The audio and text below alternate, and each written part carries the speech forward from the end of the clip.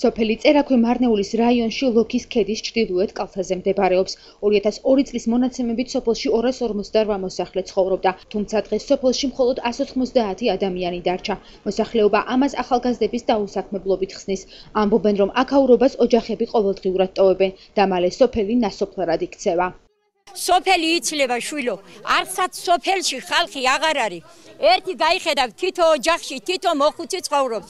ის მოხუცი დღეს ხვალ აბად გახდება, მოკვდება, იმარხება. ცარელი კედელი უკვე რჩება ცარე. არ მინდა სოფელი დაცარიელდეს. ძალიან ვთხოვ ჩვენ მთავრობასა, დაგვეხმაროს ამ საქმეში. ეს ახალგაზრდები ნურსად ნუ გავლენ, გაგვიკეთოს სამსახურის, აი რაღაცა პატარა წარმოება, რაღაც ისა, რომ ეს სოფელი შერჩეს აქა. წავა ხალხი და მერე ეს აი ნასახლარად იქცევა ეს სოფელი. ეს სოფელი არის ძალიან კარგი სოფელი. ყველა ნატრულობს ამ სოფელსა და მინდა რომ ეს სოფელი თავისებურად დარჩეს, როგორც ერთი პატარა ქართული სოფელი. წერაქვის საჯარო სკოლაში სულ 10 ბავშვი სწავლობს. მერვე კლასელ ზაზა ალიხანაშვილს კი კლასელი არასოდეს ყოლია. სკოლაში ვარ 10 ბავშვი და უმეტესად თითო ბავშვია კლასში. ყველა საგანში ყავს მასწავლებელი. ახალგაზრდა მიდის, იმიტომ დღეს სკოლაში 10 ბავშვია. ახალგაზრდა მარტო ზაფხულობით არის, როცა ამოდიან დაჩებზე. სკოლის მომენტში არავინ არა, მარტო მოსახლეობა და მეტი არავინ. შენ როცა გაიზრდები, როგორ გადაწყვეტილებას მიიღებ? არ ვიცი, ალბათ დავრჩები. სოფელში მიგრაციის შესაჩერებლად მოსახლეობამ გადაწყვიტა უფუნქციოდ დარჩენილი საბავშვო ბაღის შენობა საპატრიარქოსთვის გადაეცა და იქ მათი აღსაზრდელებისთვის საცხოვრებელი პირობები შეექმნა. ამისთვის მათ მარნეულის მუნიციპალიტეტს მიმართეს, თუმცა საკითხი ჯერ კიდევ განხილვის პროცესშია. სოფელს აქვს ძალიან მტკივნეული პრობლემა. სკოლა ნელ-ნელა იცლება და მიგრაცია არ ჩერდება. ანუ ბავშვები მიყავთ ამ სოფლიდან, გადაყავთ სხვა სკოლაში და ნელ-ნელაც არიელდება. სოფელში არის ერთი შენობა, რომელიც ამჯერად და ძალიან მრავალი წელია არაფერში გამოყენებადი არ არის. ძველი საბავშვო ბაღის შენობა, რომელიც გადაცემული ყოფილიყო საპატრიარქოს მფლობელობაში და იმ შენობაში იქნებ რამენაერად მოხერხებულიყო, რომ საპატრიარქოს აღსაზრდელები ჩამოსულიყვნენ. და ბუნებრივია ეცხოვრათ, რაც გახდიდა შესაძლებელს იმას, რომ სკოლაში სწავლა სხვა რანგზე ავიდოდა, იმიტომ რომ ბავშვები იქნებოდა ბევრი. სულისკვეთებაც იქნებოდა სხვა. ეს იმხელა სიხარულს მოუტანს ჯერ თვითონ ბავშვებს, მერე პედაგოგებს, რომლებიც აქ მუშაობენ. და ისედაც მთლიანად სოფელსაც გააცოცხლებს, სკოლაც სულ კითხვის ნიშნის ქვეშ არ იქნება. სოფელში ამბობენ, რომ უკვე 1 წელია ინფორმაციულ ვაკუუმში ცხოვრობენ. მთავარი სატელევიზიო გადამცემის დაზიანების შემდეგ ტელევიზორს მხოლოდ ისინი უყურებენ, ვისაც სატელიტური ანტენა აქვს დამონტაჟებული. 1 წელი არის. რუსთავი და პირველი არხი არის დაუწვარი და გაფუჭდა. და არავინ არ არის პატრონი მოსულიყო გეკეთებია, რომ აქა საერთოდ ტელევიზია არ აჩვენის იმ ანძის გამო. იქ რომ დაიწყო აპარატი თუ რაღაცა მოუვიდა. ერთი არ მოსულა, გინდა მთავრობის წარმომადგენელს, იმის გინდა იყოს. ერთი არ მოსულა და არ უთქვია რომ რატომ დაიწყო. არა სოფელში აქ იმის გამო არ აჩვენის ტელევიზორი. 73 წლის რომან ცხადიაშვილი კი დაუმუშავებელ მიწებზე საუბრობს. ამბობს, რომ ტრაქტორის არ ქონის გამო მიწას წლებია ვერ ამუშავებს. მე მინდა მიწაწალი დავამუშავო და ვერ ვამუშავებ. იმიტომ ვერ ვამუშავებ, რომ შემოდგომით მოვხანით მიწა, მოვხანით. ვიყიდეთ სალერგა. 15 მენტი მივეცით, მოახუნევინეთ. ეხლა გვინდა რო კულტივაცია გავაკეთებინო და არც არ არის. ვერ აღშოვნულობ.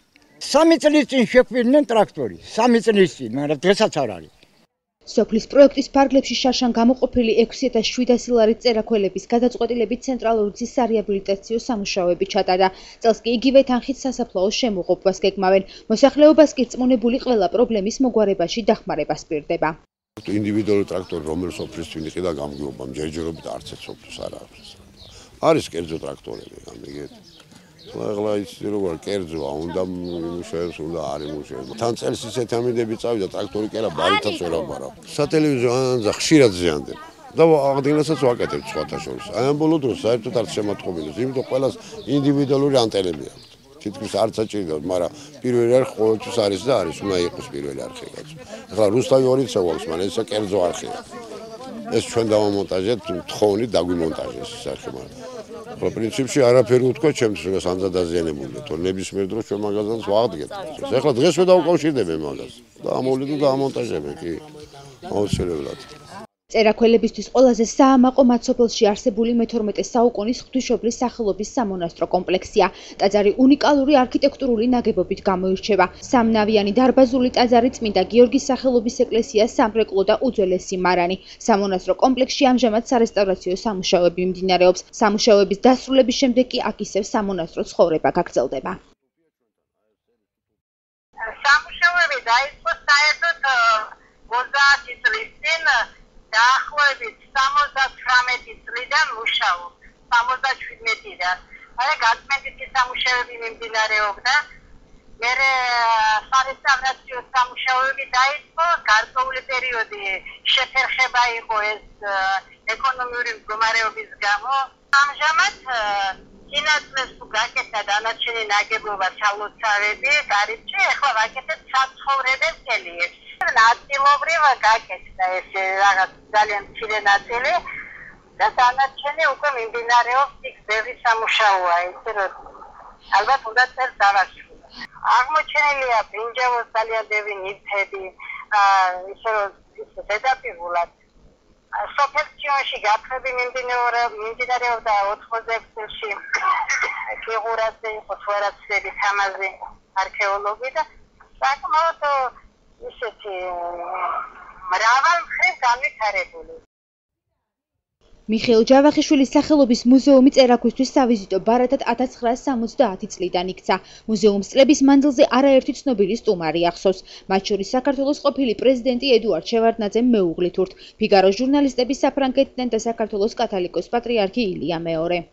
მიხეილ ჯავახიშვილის მუზეუმი ძალიან მნიშვნელოვანია სოფელი წერაქვისათვის და არა მარტო სოფელი წერაქვისათვის, იმიტომ რომ ეს არის ერთადერთი მუზეუმი. Აღონდა აღსანიშნავია ეს, რომ ეს არის სახელობის მუზეუმი და არა სახლ-მუზეუმი. აღსანიშნავია ეს, რომ ამ შენობაში ჯავახიშვილს არ უცხოვრია. ექსპოზიცია, რომელიც გაკეთებულია, რაცაც ირგვლივ ხედავთ, ეს არის ლიტერატურის მუზეუმის გაკეთებული რამდენიმე წლის წინ, დაახლოებით 10 წლის წინ. წერაქველებისთვის ძალიან მნიშვნელოვანია ის, რომ ჯავახიშვილი იყო ამ სოფლიდან. აქ აუცილებლად სათქმელია, რომ არა მარტო მიხეილ ჯავახიშვილი, ასევე იოსებ იმედაშვილიც იყო ამ სოფლიდან და თვითონ სალიტერატურო ასპარეზზე იოსებ იმედაშვილმა გამოიყვანა მიხეილ ჯავახიშვილი. მიხეილ ჯავახიშვილი დაიბადა აქ და ბავშვობა გაატარა წერაქვში, მაგრამ მერე გარკვეული პერიოდი აქ არ უცხოვრია. სამწუხაროდ ამ მუზეუმში კი სტუმრები ყავს და ჩამოდიან, მაგრამ სეზონური დატვირთვა აქვს ამას მხოლოდ და დაინტერესება ისეთი არ არის, როგორც სასურველია რომ იყოს. ჩვენ გვაქვს ჟურნალი, სადაც მოსულ სტუმრებს ვთხოვთ ხოლმე თუ სურვილი აქვს, რომ ჩაწერონ. თავიანთი შთაბეჭდილება და რას გვისურვებდნენ და დაუშვათ რა მოწონთ, რა არ მოწონთ, რა უნდათ რომ გამოვასწოროთ და მსგავსი რაღაცები. და მისი შვილთაშვილის ჩანაწერი მაქვს, რომ როგორც ძალიან მოეწონა მისი დიდი ბაბუის მუზეუმი.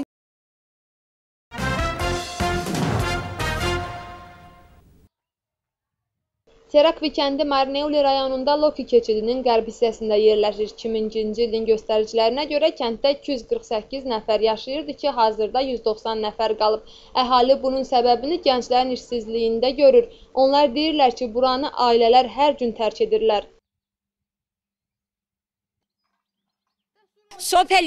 Gördüğünüz kimi kəndə sizi qarşılayanlar qocalardır və yaşlı adamlardır. Kəndimiz qocalır. Bugün sabah burada yaşayan olmayacaq. Kənd boşalır. Rəsmi qurumlardan xahişimiz odur ki, bu nəzərə alsınlar. Kənddə cavan, sağlam adamların getməsinin qarşısını alsınlar. Onları işlə təmin edib, burada yaşamalarına imkan yaratsınlar. Burada ailə qurub artsınlar. Yoxsa bu balaca Gürcü kəndi vaxt gələcək itəcəkdir. Serakvi İctimai Məktəbində cəmi 10 şagird təhsil alır. 8-ci sinifzadə Alixan Aşbilinin heç vaxt sinif yoldaşı olmayıb. Mən Serakvi Məktəbində təhsil alıram və 8-ci sinifdə dərs alan yeganə şagirdəm. Məktəbdə cəmi 10 nəfər şagird təhsil alır. Burada adamlar yalnız yay mövsümündə gəlirlər. Hələlik qəti qərara gəlməmişəm. Böyüyəndə bu kənddə qalacam, yoxsa yox. Kənddən köçkünü dayandırmaq üçün əhali qərara aldı ki, fəaliyyət göstərməyən uşaq bağçasını patriarxa təhvil verələr ki, orada körpələr üçün yaşam şəraiti yarana. Onlar bu məsələ ilə bağlı bələdiyyəyə müraciət ediblər, lakin hələ bir cavab yoxdur. Kənd haqda qeyd etmək istəyirəm ki, kəndimiz seyrəlir. Bu birinci növbədə iqtisadi vəziyyətlə bağlıdır. Kənd əhalisi imza toplayıb burada olan keçmiş uşaq bağçasını Gürcüstan Patriarxına verilməsi haqda təşəbbüs irəli sürülmüşdür. Rayon İcra Hakimiyyəti buna razılığını vermişdir. Gürcüstan Patriarxından və İqtisadi İnkişaf Nazirliyindən cavab gözləyirik. Burada dini məktəb açılsa, əhalinin qismən işlə təmin olunması məsələsi də həll olunacaqdır. Kənddə deyirlər ki, artıq bir ildir heç bir yerdən informasiya ala bilmirlər. Əsas televiziya ötürücüsü sıradan çıxandan sonra televizora yalnız satelit antenası olanlar baxa bilirlər. Artıq bir ilə yaxındır ki, Gustav 2 və 1-ci kanal verilişlərimizi kənddə biz baxa bilmirik.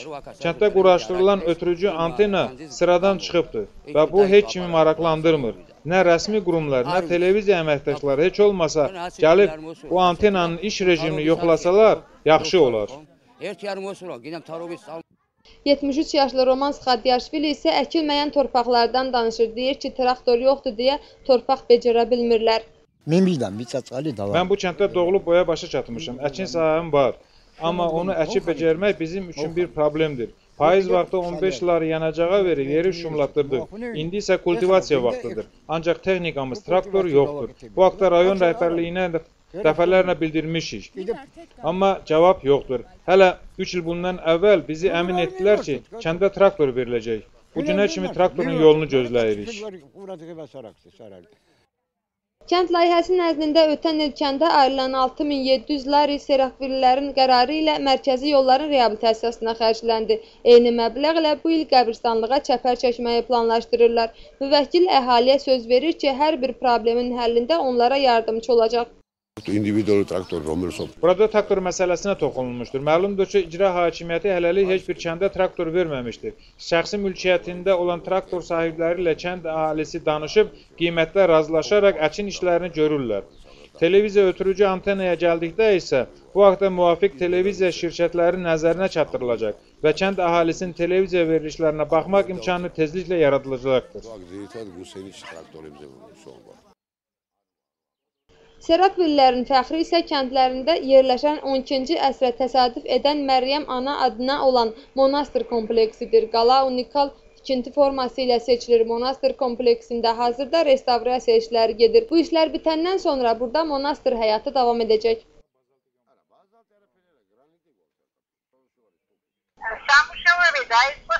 Burada bərpa işləri təxminən 30 il bundan əvvəl başlanmışdır.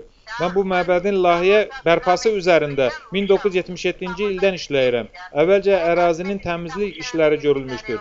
Bir müddət iqtisadi vəziyyətdən asılaraq işlər dayandırılmışdır. İndi isə bərpa işləri çox mütəşəkkil şəkildə aparılır və bu ilin sonuna qədər başa çatacaqdır. Burada qazıntı işləri aparılan zaman xeyli tarixi qiyməti olan əşyalar da tapılmışdır. Mixail Cavakşvili adına muzey 1970-ci ildən Serakvilin vizit kartına çevrilib. Muzeydə illər ərzində saysız məşhur qonaqlar olub. Məsələn, eks-prezident Eduard Şvernadzenin həyat yoldaşı, Fransalı jurnalistlər və Gürcüstanın katolik patriarxı 2-ci İlya. Serakvi kəndində görkəmli ədəbiyyatşünas Mixail Cavakşvili adına muzey də fəaliyyət göstərir. Bu kəndin fəxridir. Muzeyə toplanan əşyalar və nümunələr Ədəbiyyat İnstitutu tərəfindən toplanmış və hazırlanmışdır. Qeyd etmək istəyirəm ki, görkəmli ədib Yosif İmedaşvili də bu kənddəndir. Elə o, Mixail Cavakşvilinin ədəbiyyatşünaslıq dünyasına gəlməsinə səbəb olmuşdur. Muzeydə müxtəlif yerlərdən qonaqlar da gəlirlər. Muzeyin qonaqlar dəftərində Cavakşvilinin ailə üzvlərinin, o cümlədən nəticəsinin də xatirə sözləri də vardır.